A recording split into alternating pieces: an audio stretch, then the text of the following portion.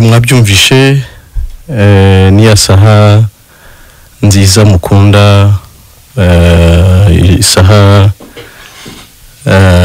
tubagezaho ijambo ry'ubutumwa bwiza kuri radio nanone mukunda, radio Country FM ivugira ku 105.7.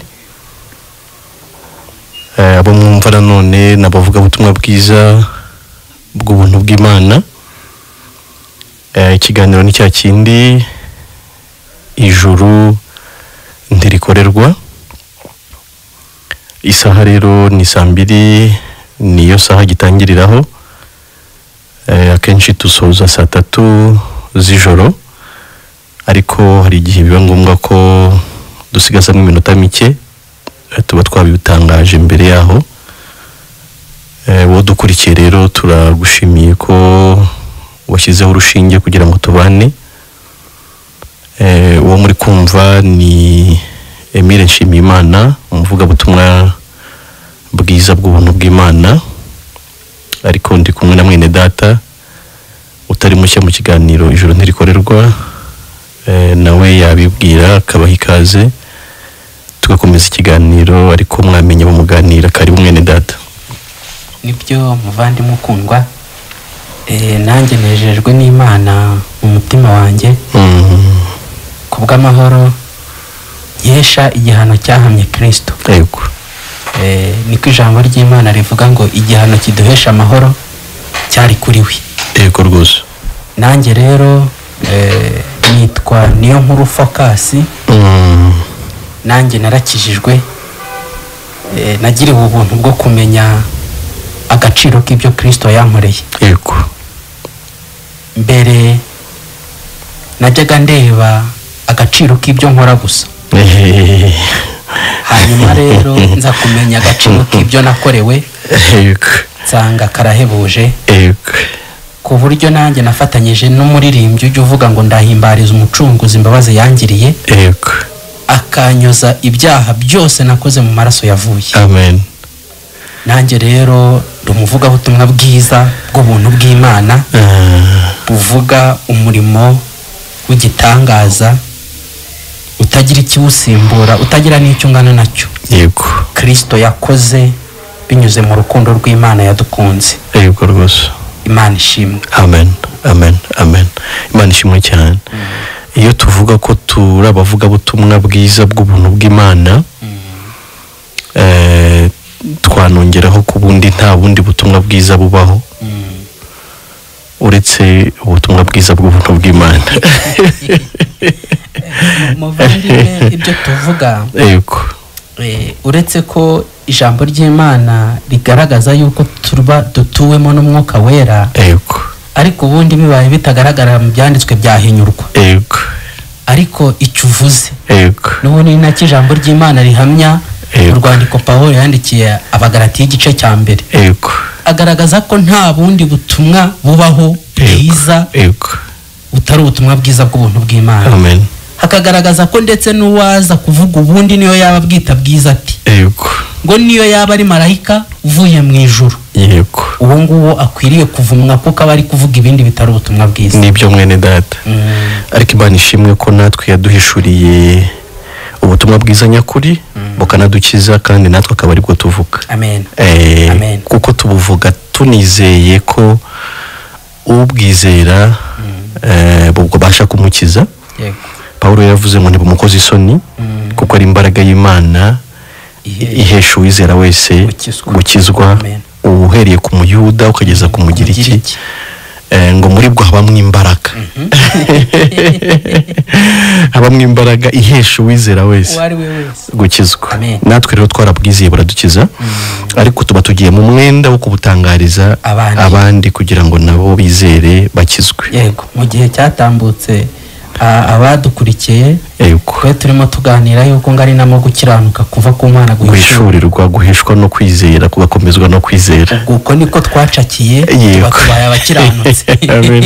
Biragoye kwisi kuvuga ko uri umukiranutsi ni ikintu kigoye cyane kuko abantu nyine ntibazi ko byashobotse ko umuntu yaba umukiranutsi kandi ari mu isi. wowe twumva uri gucuruza mu mujyi wa Kamembe n'ahandi, wowe twumva uri gutwara imodoka utaha, wowe twumva uri kugenda n'amaguru, wowe twumva wibereye mu rugo, turagira ngo tukubwire ko waba umukiranutsi kandi ukiri mu isi kuko ntuzaba wowe waramaze gupfa.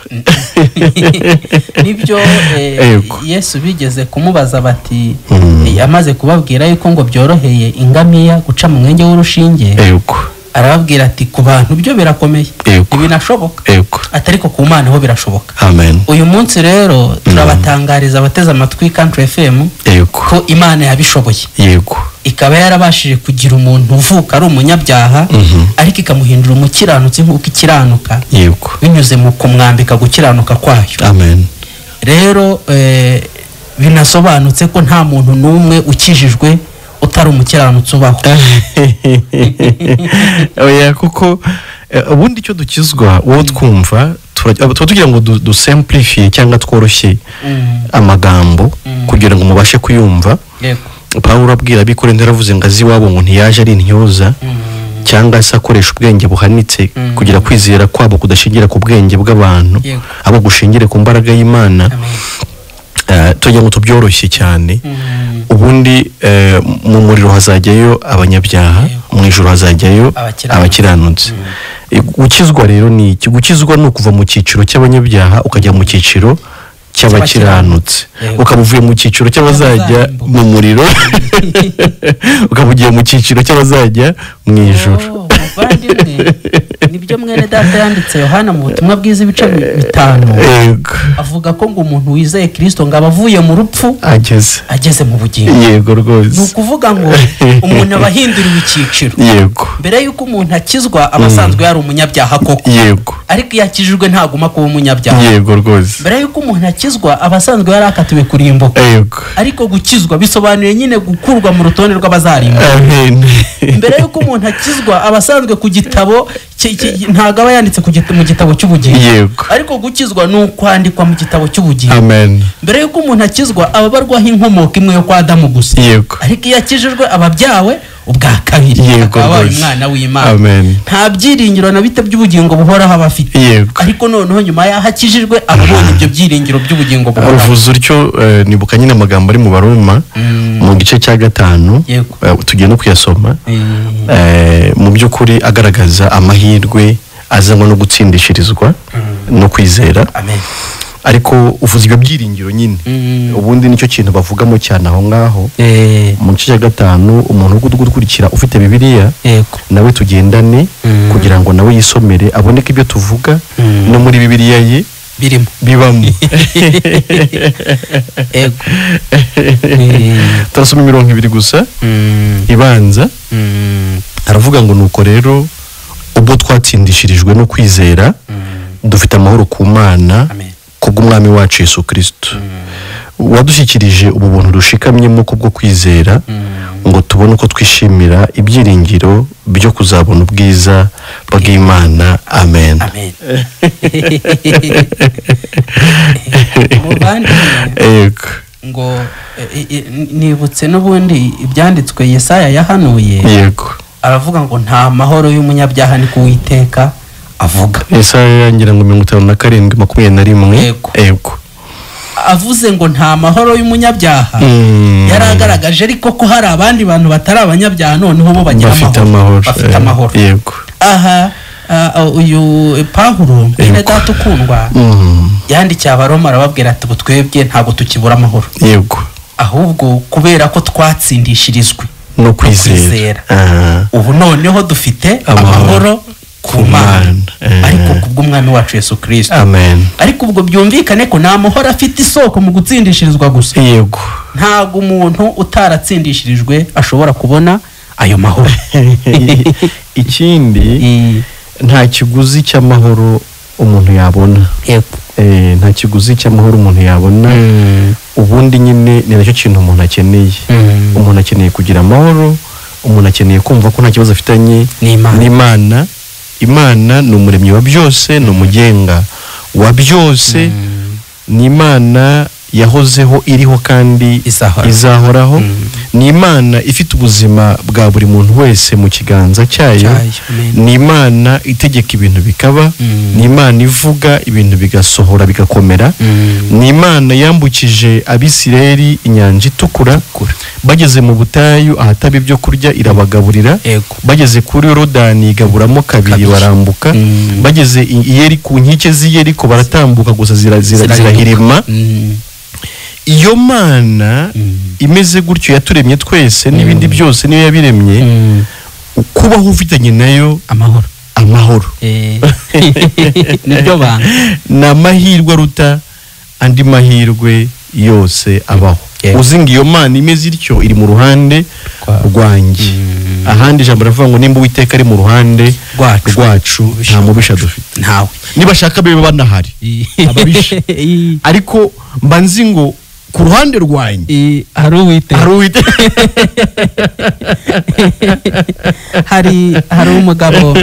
hari umugabo nzi ufite ikivugo, harimo umukarago ujya avugamo ngo ni icyago cy'ababisha. Natwe icyago ku babisha bacu ni Uwiteka. Kandi ari ku ruhande rwacu. Umwanditsi wa Zaburi yaravuze ngo amakuba n'ibyago by'umukiranutsi ni byinshi, ariko ngo Uwiteka mukiza muri byose. Ubwo urumva ikibazo ni ukuba umukiranutsi. Yego nicyo gikenewe. Ubundi ukaba ufite ubutabazi bwizewe. Amen. Ahandi ni umufasha utabura kuboneka mu byago, ntananirwa, ntasinzira. Mbese ni Imana nyir'ububasha, ni Imana nyir'ubushobozi. Kubana nayo rero amahoro niyo mibereho ubundi myiza. Ubundi mu buryo busanzwe abantu erega ubundi utabizi yicwa no kutabimenya. Rwose. Reka mu bushake bw'Umwami duhishura ibi.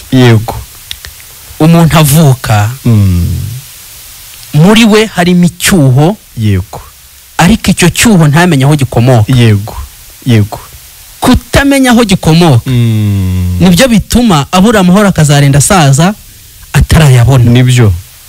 Icyo cyuho gikomoka ku buryo uwo muntu yatandukanyijwe n'Imana uhereye mu kuvuka kwe. Rwose. Bicishingiye ku nkomoko ye.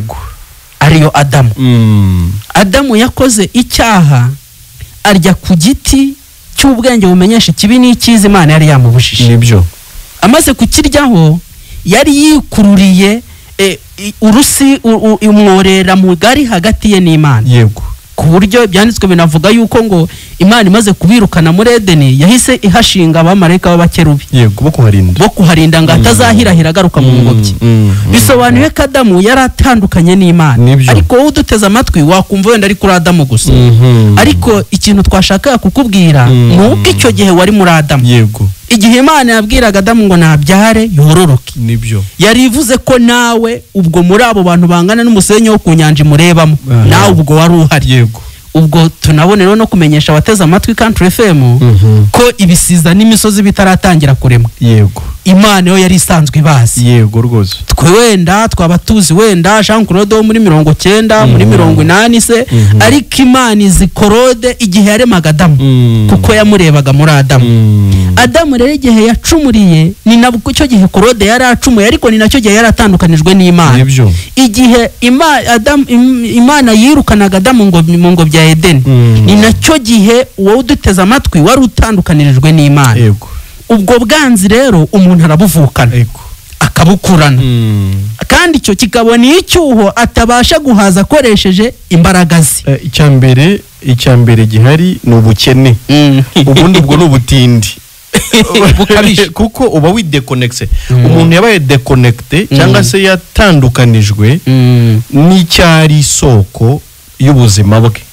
Kuko nta buzima, njya mbwira abantu ko nta buzima bwiza buba hanze y'uwabutanze. Uwatanze ubuzima niwe udufitiye nyine ubuzima bwiza. None rero gutandukanywa nawe kubw'icyaha cy'Adamu byashyize umuntu mu bukene bwose bushoboka, kandi niyo mvu ubukene ndaba mvuze gukena Imana nyine. Icyakora umuntu ukennye Imana nta n'icyo abasha gutunga n'ubundi ngo amenye ko agifite. Urakoze cyane. None rero bikaba kabiri, nanone hajemo urwango, si ubukene gusa ahubwo hajemo n'urwango hagati y'uwo muntu n'Imana. Noneho rero ushobora guhangana n'umuntu mugenzi wawe. Yaba ngumane akanyoni bangana.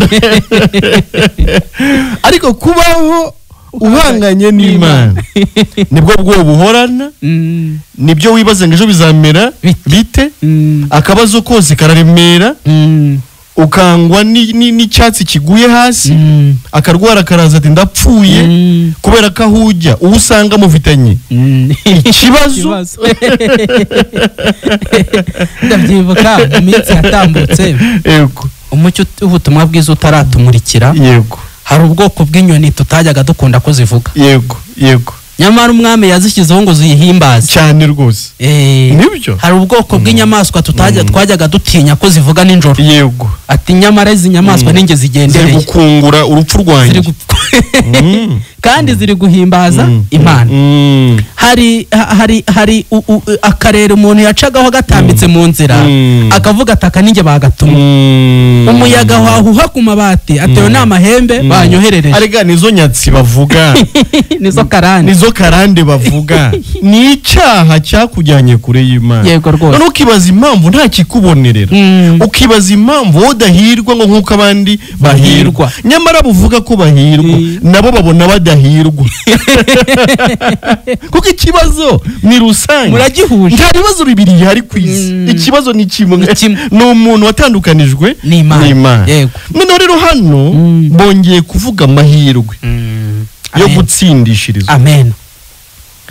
Wa muntu yarakennye ku buryo no mu buryo bwo gukiranuka n'umukene ntiyabasha gukiranukira Imana, kandi muri we avukana kamere y'icyaha. Noneho rero Imana yo nk'umutunzi w'imbabazi nyinshi yatabaye umuntu. Amen. Mana ishimwe. Yatabaye umuntu, noneho ishima kumutsindishiriza.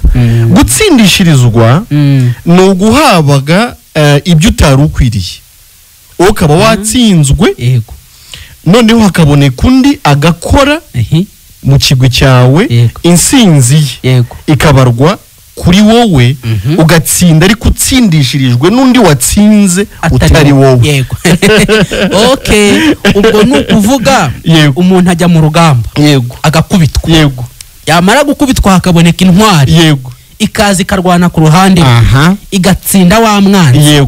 Ya nsinzi y'iyo ntwari igahita yitirirwa umwari wabanje gukubitwa. Rwose uwo nguwo akajya agendera munsi y'insinzi y'iyo ntwari. Urakoze. Ya ntwari ngo ni intare yo mu muryango wa Yuda, ni Kristo Yesu. Biri mu buryo bubiri. Kujyanye no gukiranuka Imana yadusabaga, nta washoboraga gukiranuka kandi turi bene Adamu b'abanyabyaha. Yesu rero udakomoka kuri uwa Adamu, jambo wahoze uhoranye n'Imana, niwe wabaye mwisa akiranuka ku gatoya na kanini, ngo arageragezwa mu buryo bwose nkatwe. Abaheburayo 4:15. Ariko ntiyigera akora icyaha. Mbese kubijyanye no ku mirimo myiza izira inenge, Yesu aratsinda. Ariko abatsindiye abantu bambaye umubiri ari bo nge ari bo wowe. Aradusaba uyu munsi kugira ngo twemere kwe ubundi kumwizera n'icyo ngicyo. No kwemera intsinzi. No kuvuga ngo ngewe ndemeye ko natsinzwe. Ariko mwami nemeye ko watsinze, nyabune mpereza iyo nsinzi yawe, aba ariyo nitwikira ngaragara imbere y'Imana ntunganye. Ikintu gitangaje abantu benshi bahishwe, bananirwa kumenya neza ko burya Yesu insinzi yaje gukorera atari nawe yaje azikoje gukorera insinzi yo gutanga. Amen.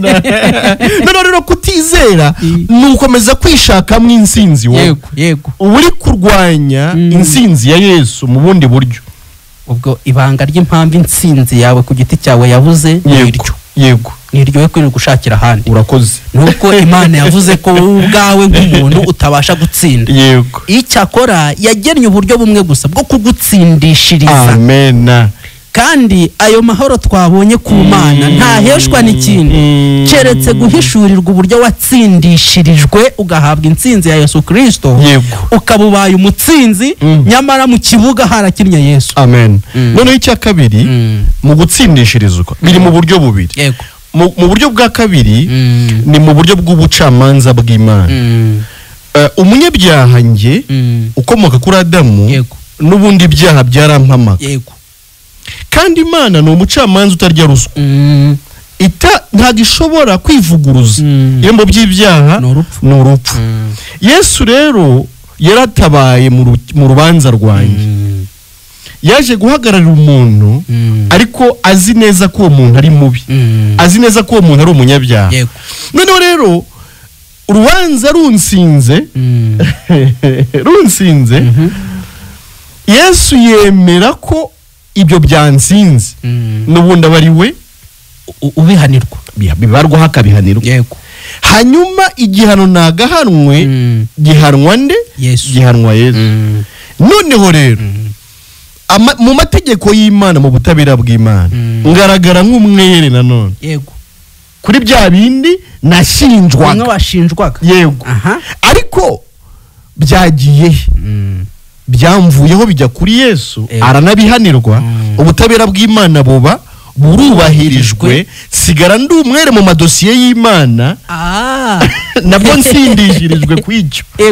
Ni ukuvuga ngo Imana ntabwo ibyirengagiza, ahubwo yaranabihaniye ku buryo n'amategeko yagucekinze asanga ni hano. Amen. Ni ukuvuga ngo wenda imanza zikunda kubaho, abaduteze amatwi barabizi, ariko iyo umuntu ahamwe n'ibyaha agatirwa imyaka 5, iyi imyaka 5 ishize uwo muntu aba abaye umwere kuri bya bindi yaregwa, ahinduka umwere, ararekurwa n'inkiko. Unamutse umushinje kamubwira uti wa muntu we wowe uracyakatiye kandi ari hanze, amategeko yaguhana. Urakoze cyane. Ubwo rero amategeko iyamucekinze asanga koko muri dosiye yigeze kubaho umunyabyaha, ariko ubwo ntago abakiri umunyabyaha, abakiriwe.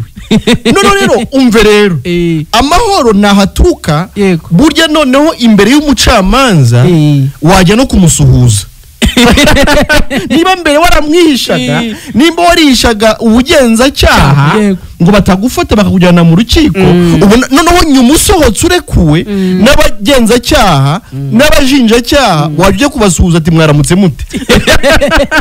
Kandi nabo iyo bakubonye ntago bakubona muri nk'abantu benda kugufata ngo bakugirire nabi, kuko bazi neza ko bo baguhannye. Amen. Niko Bibiliya ivuga mu Efeso 5:2 ngo Kristo yatubereye igitambo n'ituro ryabereye Imana umubabwa uhumura neza. Bivuze ngo Imana yanyuzwe 100% n'igihano yahannye Kristo ariko mu mwanya wawe. Amen. Reka tuvuge gutya, wowe uduteze amatwi wari ufite urubanza rw'ibyaha mu buryo bw'amategeko y'Imana, byo koko nawe urabibona ntiwari kuyacira. Wagombaga guhanwa ukoherwa gihenomu. Ariko hagobotse Kristo aza kukwishyurira ideni ry'ibyaha byawe byose. Atuma wera de, niko umuririmbyi avuga. Kubera de mbese igihano Kristo yahanwe cyakwejejeho ibyaha byawe n'ubugome bwawe bwose. Tujya tuvuga abantu ngo Yesu yazize ibyaha byabo byose, bakavuga bati byo tukibonaho. Nyamara ibyo nabyo ni ibyaha byawe, biri muri bya bindi byose. Yesu yapfuye rimwe ntazongera gupfa, kandi yazize ibyaha byawe. None se ko yapfuye utaravuka wumva yarapfiriye ibyo wakoze nyine? Ko yapfiriye ahubwo icyo uri cyo. Ubundi yapfiriye umunyabyaha, ntabwo yapfuye ufite imyaka runaka ngo noneho ngo abapfiriye ibyo umaze gukora. Ahubwo yapfiriye umunyabyaha witwa wowe. Apfira umunyabyaha bagaweze package n'ipaki yuzuye hatavuyemo na kimwe. Yesu yamenye kera ko mu myaka izaza hazabaho umuntu witwa wowe dukurikiye. Yarazi ko uzaza nta kandi gashyuzanye, cyakora yarazi ko uzagerageza kwijijisha ngo wikize ntukore ibyaha, ariko yarazi ko bizakunanira. Niyo mpamvu yandikishije ngo uvuze ko nta cyaha afite aba yise Imana inyabinyoma. Ibyo ubwo yabyandikishije abizi ko uzabaho nawe icyo kikagutsinda, kuko yazi ko utabasha gutinyuka ngo uvuge ko nta cyaha ufite. Irindi bose bakoze ibyaha ntibashyikira ubwiza, naryo ryanditswe utaravuka. kandi muri bose bahise bagushyiramo. aho rero bigaragaza ko ibwo bubi bwawe n'ubugome bwawe Yesu yamenye mbere yuko ubumenye, ariko na mbere yuko natwe tubimenye. Yego rwose. Nibwo Yesu yishyizeho ajya ku musaraba ahanwe 100% nkaho ari we wabukoze. Nibyo. Nyamara yari yakiranutse afite gukiranuka ashaka gutanga ngo gutsindishiriza abantu. Uko gukiranuka nako arakuguherereza ku buntu kugira ngo ukwakire ububaye umukiranutsi hagendewe ku byo Yesu yakoze. Ariko ukurweho ubu busembwa bw'ubunyabyaha nabwo hashingiwe ku gihano Yesu yahana. Amen. Ayo niyo mahoro. Yego. Ayo niyo mahoro. Bavuze ngo dufite amahoro ku Mana. Mbese Imana nk'umucamanza warudukurikiranyeho ubunyacyaha. Ubu turi amahoro. Tubanye nayo amahoro. Nta kibazo dufitanye nayo. Biratangaje uburyo umuntu yarangiza igihano. Yego. Yajya abona abagenza cyaha kabebera. Oya, ntabwo byashoboka. Noneho rero dufite amahoro ku Mana kubw'umwami wacu Yesu Kristo. Impamvu utayafite ni uko yashakira mu mikorere yawe, ariko tuyafite kubw'umwami wacu nde Yesu Kristo. Ni wadutsindishirije nyine. Noneho umurongo wa kabiri ngo wadushyikirije ubu buntu dushikamyemo kubwo kwizera, ngo tubone uko twishimira ibyiringiro byo kuzabona ubwiza bw'Imana. Abantu teoloji baraziga, abantu imirimo barayikora, abantu gusenga barasenga, abantu kuririmba bararirimba, abantu gucuranga baracuranga, abantu kwiriza baririza, ariko kugira ibyiringiro nicyo kintu babuze. Bisa nkaho iyo tuvuze ubuntu bw'Imana batekereza ko ari ubwacu, ariko hano bavuze ngo niwe wadushyikirije ubu buntu dushikamyemo. Rero kunanirwa kumenya ubuntu bw'Imana twagiriwe muri Kristo Yesu ni naho hava ibura ry'ibyiringiro bifite ubugingo. Yego. Kandi si byo wakora byose nta byiringiro bimaze iki. Imyaka 10 waba umaze mu idini 15 5 3 20 25 muze wa kanisa ufitemo 50 kuba nta byiringiro ufite byo kuzajya mu ijuru no kuzabona ubwiza bw'Imana byaba bimaze iki. Muvandimwe hari wenda kuri icyo cy'ibyiringiro nacyo tugisobanuye neza. Ibyiringiro ni ukubaho umuntu abizi neza ko igihe cyose yavira mu mubiri abenda kubonana n'Imana, atari ukuvuga ngo bizaterwa n'ifirimbi ya nyuma. Hari ijambo ry'ikinyoma ryamamaye na shitani ubwo abaye ari umuvugabutumwa yaryigisha, rivuga ngo ibya nyuma bizahesha agaciro ibya mbere, ariko bashaka kuvuga ku bigendanye n'imirimo y'umuntu. Bavuga bati nukubitwara uri kwatura ubwo bizabirangiye, ariko numara kwatura ukagera hanze ugakubitirwa mu muhanda. Niyo mpamvu uzumva nk'isengesho rigiye gutangira kumva umuntu ari kubogoza ati ibyuma byakozwe n'abana b'abantu mbabarire bigende gute. Uriya bari kuvuga ati none rwamfatira mu modoka ko nta muntu nakwaturira, ko ntawe namaze kwaturira byagenda gute. Ariko umuntu yiyunga n'Imana biciye mu byo Kristo yakoze. Mu byiza Kristo yakoze tubarwaho, ariko no mu gihano cy'ibibi byacu Kristo yahariwe akababaye amahoro ku Mana. Amena. Ukabuzi ngo imodoka ikoza gisida ngenda mbangiye mu ijuru, indege ndimiguye ngapfa mbangiye mu ijuru, ari indwara intwaye mbangiye mu ijuru, nsitaye nkagwa ngapfa mbangiye mu ijuru. Icyo gihe noneho n'urupfu kandi ntabwo rugutera ubwoba. Umuririmbyi aravuga ngo nugenza utyo mwami umwuka nuhera urupfu ruzanyinjiza aho batagipfa, nibwo nza kumenya mukunzi mukiza, nziratira imbere yawe ko tuzahorana. Amena. Mbese nkumbura gutaha. Nshuti bakunzi rero ba Country FM, cyane cyane bakunzi b'ikiganiro ijuru ntirikorerwa, twabasangizaga ku mahoro dufite ku Mana dukesha mu gutsindishirizwa. Yego rwose. Twabaha n'akanya kugira ngo twe kwiharira ijambo tutaza kwiharira nk'uko mubimenyereye telefone MTN ni 0782 44 21 25 yego hanyuma Airtel 0738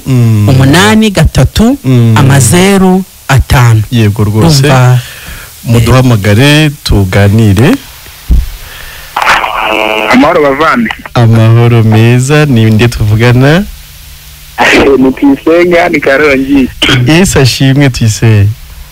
Nashimwe iteka rwose nabashubuje bavandi. Yego turakwikirije mwene data. Nanezerewe kubw'ikiganiro nanone mwatugezeho. Yego. Ariko nanone muri gutangura abantu buryo ki nanone baba mwisi bafite ijuru bidasubirwaho. Amen. Abantu nyine nakomeze buryo ki mutubwira buryo ki nanone umuntu agezwa mu ijuru no kwizera. Kwizera nyine igikorwa Yesu yakoreye ku musaraba kikamuhesha amahoro akabaho yumva nta rubanza afite mu mutima wiwe. Amen. Urumva rero bavandimwe sindi ubitindeho cyane mwakomeje gutanga ingero nyinshi cyane mugaragaza buryo ki umuntu abaho atandukanijwe n'Imana ariko akaba afite urubanza mu mutima wiwe akabaho yikanga igihe cyose. Yego. Ariko iyo amaze kumenya Yesu amaze gusobanukirwa igikorwa Yesu yakoreye ku musaraba abaho yumva nta mutima umucira urubanza aho mwavuze kuri ariya magambo ari mu Baroma 8 mugaragaza buryo ki Imana ibiri mu ruhande rwiwe nyine. Amen. Amen. Amen. Nanjye muri abanyamahirwe bizeye bakaba bariho nta rubanza rubari ku mutima nanjye ndimo ubu ngubu ndi hano i Karongi nta rubanza ruri ku mutima w'Imana. Nganira nayo nkasabana nayo nkayibwira byose hashingiye yuko umuguzi wanjye nayo ahari ari Yesu. Amen. Amen. Amen. Kandi ndanezerewe rero abantu nibamenye yuko nanone Kristo ariyo muhuza wabo n'Imana aba ariwe bizere igikorwa Yesu yakoreye ku musaraba. Hari umuririmbyi wa 74 muzi inyuma igice cya nyuma cyo kiravuga ngo mbese ngo ni ikiguzi kidutanga nko kwinjira muri uwo murwa wera. Aravuga ati nta kiguzi na kimwe dutanga Yesu yishyura igorogota. Ni icyo ngicyo umuntu mwizera akaba mwisi afite amahoro bavandimwe amahoro. Usubize bene data bikarongi arakoze Twisenge nyunganizi nziza atanze. Gukizwa ni kuriye. Yego. Nyine arakijijwe uriye. Abateze amatwi kandi FM bumvishe ko nawe afite amahoro ku Mana. Amen. Uriya ni umuntu ukijijwe.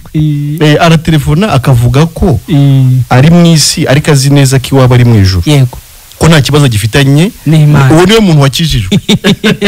Urumva ko ntago tumubajije idini asengeramo ntitumubajije ikindi kintu ariko ibyo tubwiye biduhamirije ko yakijijwe nuko umuntu akizwe kandi bitakwihamiriza witegereza ko bazabiguhamiririza kumva wapfuye.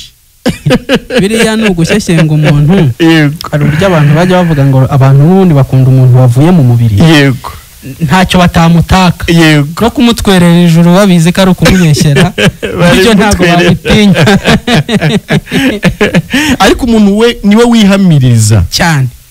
Ukuvuga ngo niba ugiye ukiri umunyabyaha. Yego. Ntuzarindire yuko amagambo bazavugira kumva yawe yazakugira umucyaha. Urakoze cyane. Nta kintu ari namatakira ngo yego. Nta kintu na gitoya yahinda. Nibyo. Icyakora ijambo ry'Imana ravuga ngo uyu munsi ni wumva ijwi ryayo. We kwinangira umutima. Umunsi wawe n'uyu. Nibyo. Wirindira ikindi gihe. Kandi nanone ntugire isoni zo gutesha agaciro ibintu maze mu imyaka myinshi.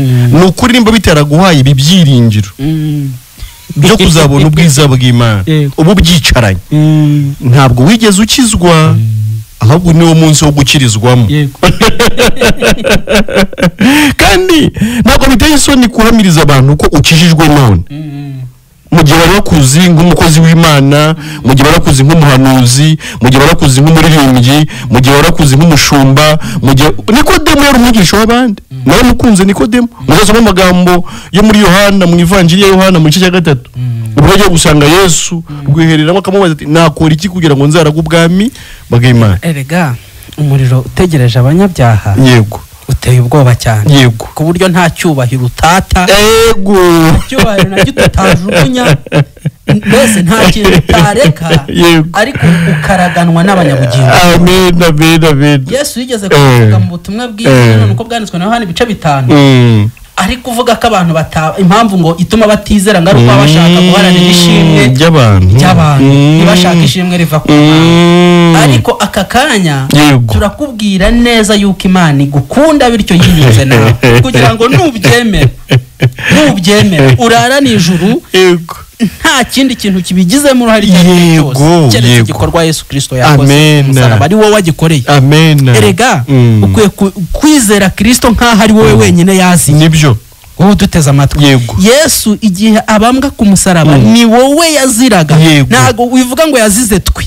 Vuga wowe ubwawe ubyerekezeho wumve ko package y'ibyaha byawe yari mu byo Yesu yazize. Yazize ibyaha byanjye, yazize ibyaha byanjye, ntangazwa cyane n'imbabazi ze, yazize ibyaha byanjye. Urumva biva mu gisirimbo. Hari n'uburyo izi ndirimbo twajyaga tuziririmba ariko n'abantu benshi baziririmba kuri iki gihe wenda bakaziririmba harimo n'ibindi bitekerezo no kubura ya mahoro twavuze, bakazirimba bitekerereza ibindi ntibumva amagambo arimo. Ariko iri jambo ni iryo kwizerwa kandi iryo kwiringirwa na bose ko Yesu yaje mwese aje gushaka abanyabyaha. Muri aburi ni wowe w'imbere, ntago ari wundi yaje aje gushaka icyari cyarazimiye kandi urahari wazimiriye muri Adamu. Arashaka kwiyunga nawe akoresheje urupfu n'izuka bye. Amen. Akoresheje igihano yahanwe cyawe kiguhesha amahoro. Niko Yesaya yavuze 53:5. Yaravuze ngo mu by'ukuri twe twarabuze amahoro ariko igihano cyaduhesha cyarabonetse kuri Kristo. Kandi Imana ikavuga ngo nta mahoro y'umunyabyaha. Ubwo bisobanuye ko icyo gihano kiduhesha amahoro nicyo kinaduhindurira icyiciro kikabanza kutugera abakiranutsi kugira ngo amahoro adufate bikuru. Nibyo kandi ako kantu karanakomeye. Ubundi abantu ntibakibarira mu byiciro by'abaririmbyi, by'abadiyakoni, by'abacuranzi, ahubwo mureke mbabwira ibyiciro bibiri mujye mwigenzuriramo.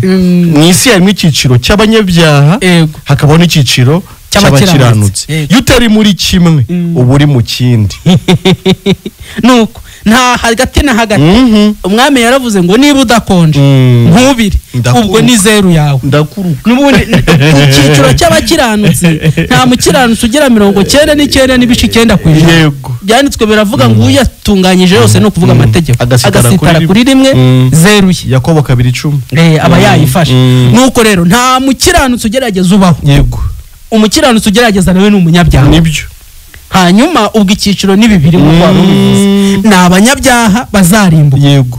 N'abakiranutsi bafite ubugingo buhoraho. Amen. Bategereje gusa umunsi kugira ngo noneho bisohorere n'amaso yabo mu barabana biririmba ariko none mu bikure mu ndirimbo ni kumuvandimwe yavuze ngo tubikure mu bisirimba ariko ongera ubahe nimero. Barabiririmba ngo nahawe ubugingo buhoraho rwose kandi ubwo bugingo ni Yesu nukuri yinjiye mu mutima wanjye kandi yashyize mu butware. None rero ukavuga ngo hawe ubugingo buhoraho rwose kandi ubwo bugingo ni Yesu, warangiza ngo Mana ngo uzamperezo ryiza. Reka dutange nimero ya telefone nanone. MTN ni 07 88 4 4 125. Yego. Airtel ni 07 3 8 3 0 5. Amen. Indirimbo twaririmbaga ifite igice cyayo cya nyuma kivuga. Reka twakire. Amahoro ni kuri Country FM mwe muri bande. Yego turashima Imana. Muri bande muherereye? Ernestine hano mu Nyagatare. Yego Ernestine, ikiganiro nijoro ntirikorerwa mwaba mwateze amatwi. Twashitse murimo muraririmba indirimbo yo mu gitabo ariko nishimiye kongera kumumva Gatare. Yego. Hanyuma iki kiganiro usanzwe ugikurikira? ewe nagiherukaga kera. Se mama kera ucyumva se wacyumvishe mwiki cyagusigaye mu mutima? Ibyo ni ibiki twari turi kuvugaho icyo gihera. Ikiganiro cyitwa Ijuru ntirikorerwa.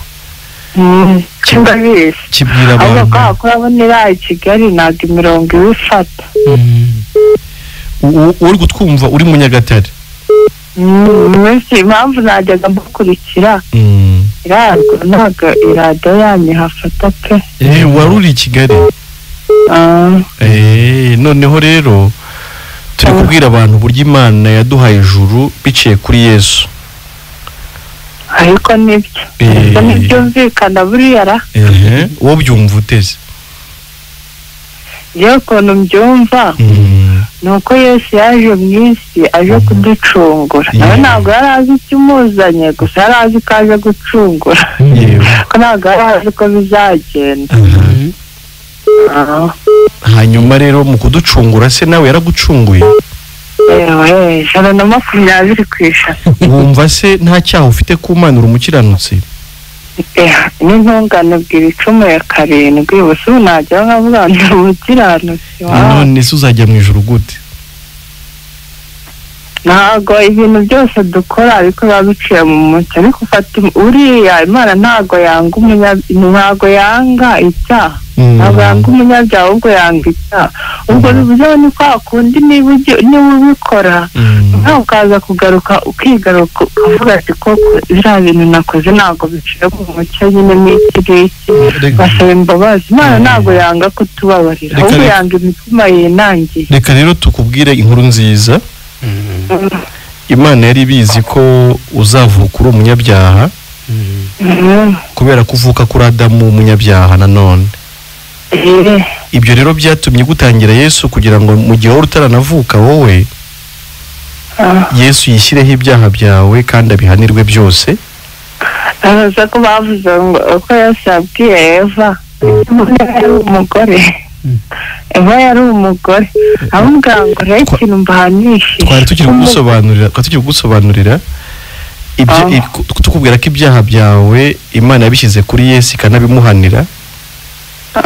Noneho wowe ikakwambika gukiranuka kwa Yesu kugira ngo nubyizere utyo gukiranuka kwa Yesu kuzakujyane mu ijuru. Ariko birashoboka no?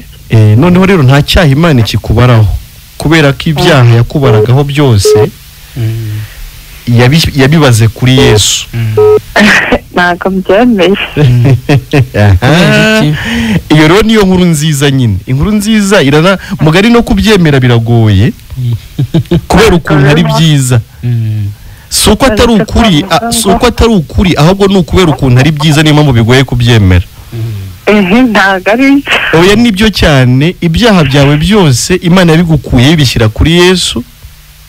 Basi gituma abantu bapfa bamwe kumva ngo babuze ubugingo, abandi babonye. Dore impamvu rero bamwe bazabura ubugingo kubera kutemera ko ibyaha byabo byose babikuweho ubwo Imana yabishyiraga kuri Yesu ikanabimuhanira.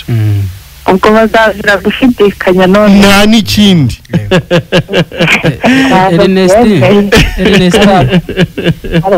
urumva wavuze ko Yesu yagucunguye 120%. Uko gucungurwa rero ni ukugurana. Mu yandi magambo Yesu yaje azi ko hazabaho Ernestine w'umunyabyaha. Yego. Ibyaha wibonaho mu maso yawe nibishya, ariko Yesu we yarabizi ko uzabura umunyabyaha kera mbere y'igihe. Yego rwose. Na cyane ko nkuko bizi Yesu ntago yapfuye waravutse, ahubwo wavutse usanga yarapfuye cyane.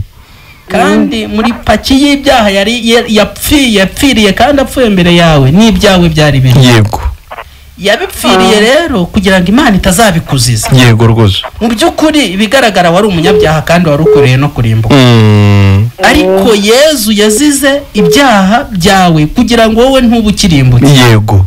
Burya Yesu ntago yazize akarengane Ernestine. Yego rwose. Ahubwo Yesu yazize ibibi byawe wowe wakoze. Amen. Ariko kugira ngo nawe nuramuka umwizeye uzahemberwa ibyiza bye utakoze. Amen. Ntabwo byemeye. None rero nutabyemera nawe uzajya muri babandi bazazira gushidikanya nkuko ubivuze mu kanya. aya no kuri byahanze gutekereza ibintu ntabwo biba. Oya Ernest ni byiza cyane ku buryo bigoye kubyumva ariko niko kuri Yesu none se reka tujyane gake Ernest none se wumva ari cyaha cyawe Yesu atapfiriye buriya ndazi ikintu neza se Emra ko dukosa pe buretse gato gukosa nawe arabizi Yesu arabizi yanabimenye mbere ahubwo aza kugupfira nyine yarazi ko uri umunyamakosa ariko yemera ko Imana ifata amakosa yose ya Ernestine ikayabara kuri nde kuri Yesu noneho ubwo Yesu apfa yarapfiriye amakosa yawe yose urimo kubyumva nk'umuntu utabyihariye ubwo ngubwo ntaba yakije Ernest nkubaza akantu gatoya kandi unsubize niba wemera ko Yesu yazize ibyaha byawe ariko nawe ukaba wumva ushobora kuzazira ibyaha byawe ubwo muri mwebwe ninde uzabuziza ubusa ni Yesu hadi genza ndi kuzira ibyo nakoze Yesu rero ndakumenyesha ko atazize ubusa we biri confirm Yesu ntago yazize ubusa ahubwo urupfu we warupfiriye niwe rwahamye nibyo Pawulo yandikira abagalati y'ibice 2:21 akababwira ngo nge simpindura ubusa ubuntu bw'Imana kuko niba gukiranuka kuzanwa no kubahiriza amategeko y'Imana Yesu yaba yarapfiriye ubusa ariko Yesu ntago yapfiriye ubusa yazize ibyaha byawe kugira ngo numwizera nawe uzahemberwa ibyiza yakoze mu yandi magambo Ernestine yakoze nabi hahanwa Yesu hanyuma Yesu akora neza hahembwa Ernestine ese Ernestine iyo wiharnye Yesu arongera agapfira ibyo byaha wiharnye kubabarira yaburetse gatoya ndavuga kubera ko ibihembo by'ibyaha niki n'urupfu iyo wiharnye Yesu arongera akabipfira hoya ariko ntabwo mbizita oya ntabwo Yesu ahora apfa yapfuye rimwe aranazuka asubira mu ijuru azuka ahubwo arangije igihano cya Ernestine cyose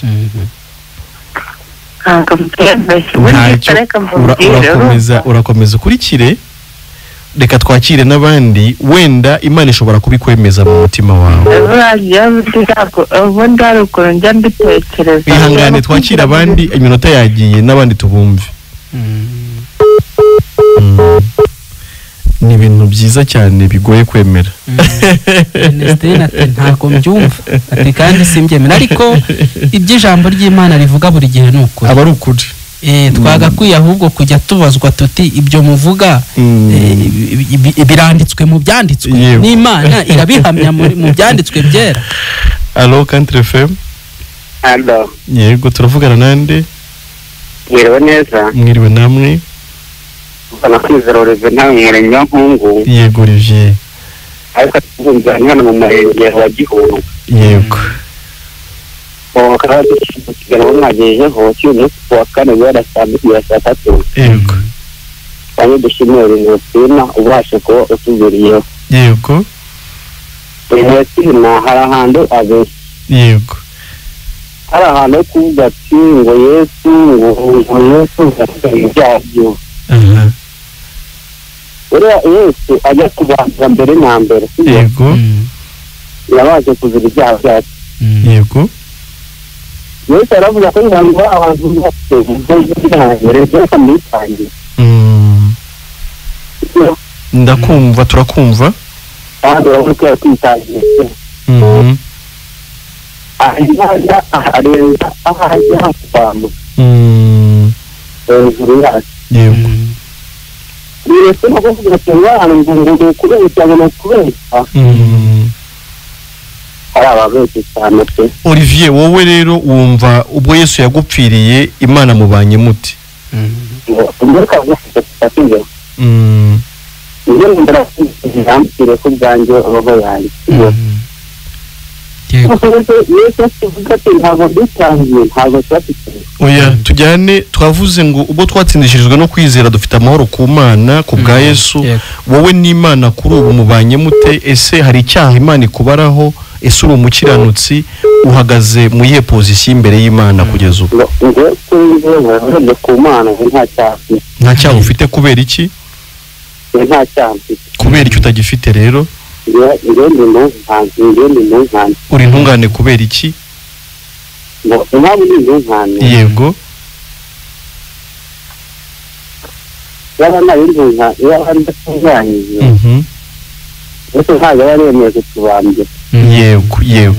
Yego. Ariko kuba ndi intungane yarabasha aratwibambira pe kandi muzame muhora ku mashusho ku mateleviziyo ahamanitse ayo nacyo twitangiye pe. Yego no kuvuga ngo ubutungane bwawe mu magambo make ubukomora ku kuba Yesu yaragupfiriye. Yesu yaragupfiriye n'abandi ndetse. Urakoze cyane, reka twakira abandi ukomeze ugubwe neza ubikesha ubwo butungane waheshejwe no kwizera Yesu. Ijoro ryiza urakoze.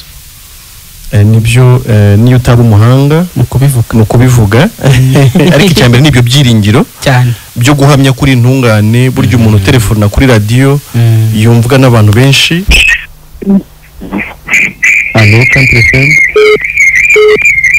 Allo Country egera hirya ya radio.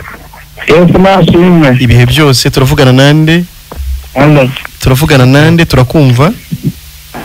Turakumva. Ninde tuvugana? Anje Sengara. Turakumva neza?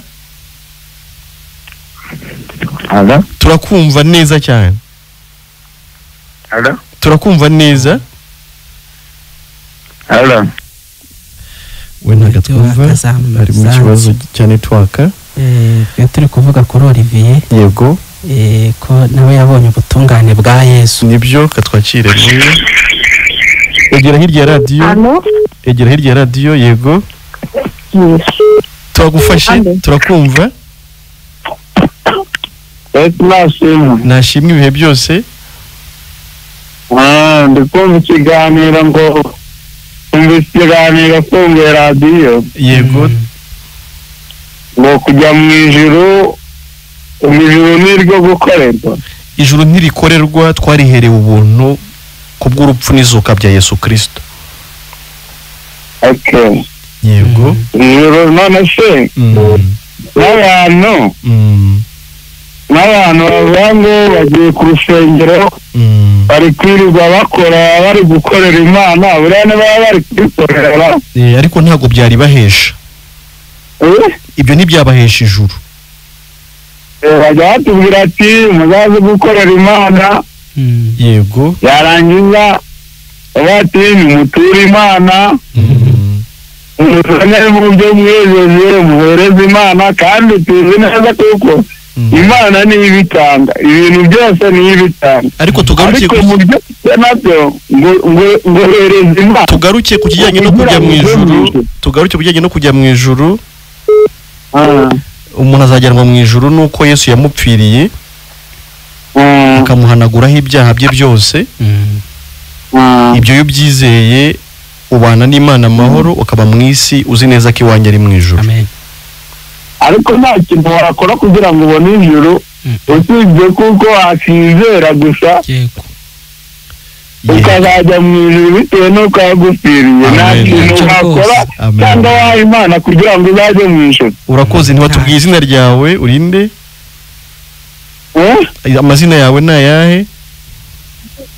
Yitwa Biringiyimana Fideli ariko bakunda kumvira Rutongo. Uherereye he? Uva mu karere ka Rusizi. Murenge hano ku Ruganda. Urakoze cyane. Ukomeze ukurikire, turaza gutangana nimero zacu bwite uziduhamagareho dukomeze tuganire mu gikari. Murakoze cyane. Twakira abantu bake cyane nka babiri. Yaje. Okay. Allo mwiriwe neza.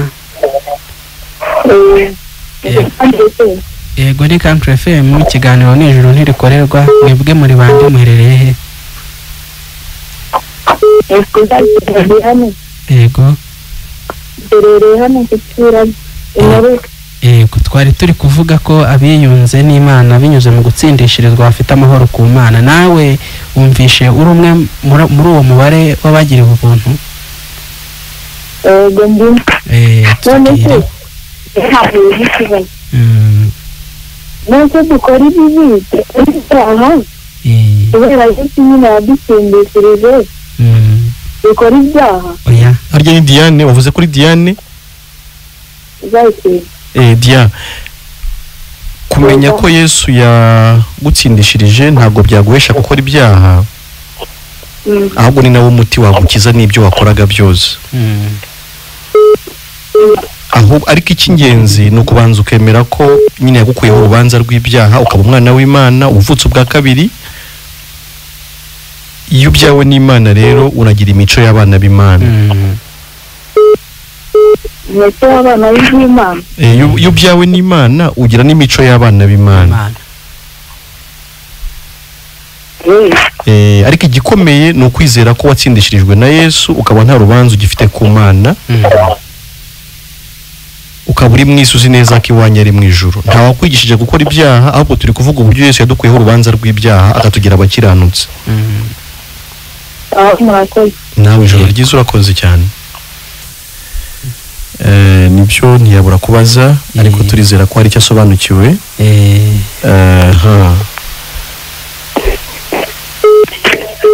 Country FM, alo? Hello? Oui, kiganiro nijoro ntirikorerwa kuri Country FM. Mwe muri bande muherereye he? Francis, Francis. Yego Francis, turakumva. Wowe wumvishe nawe ubanye amahoro n'Imana kubwo gutsindishirizwa?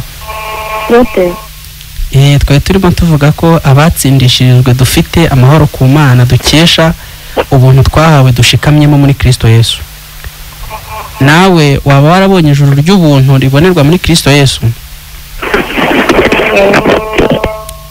Alo? Twavugaga ko umuntu iyo amaze kwizera Yesu akurwaho urubanza rw'ibyaha, akaba mu isi yarababariwe, yaremewe n'Imana, abanye n'Imana amahoro.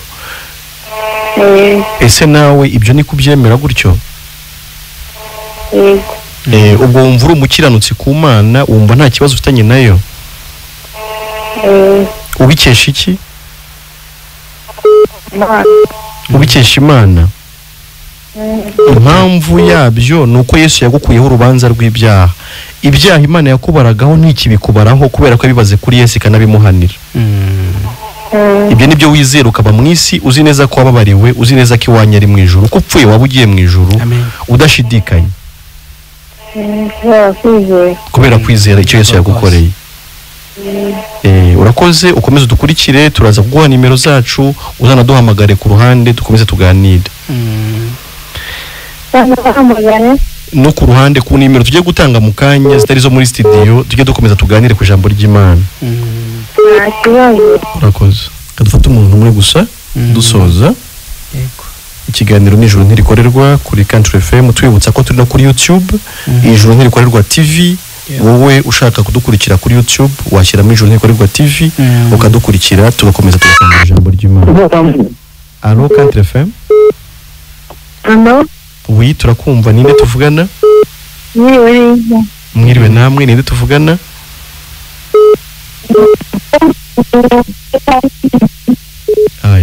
Ntabwo turi kumva neza.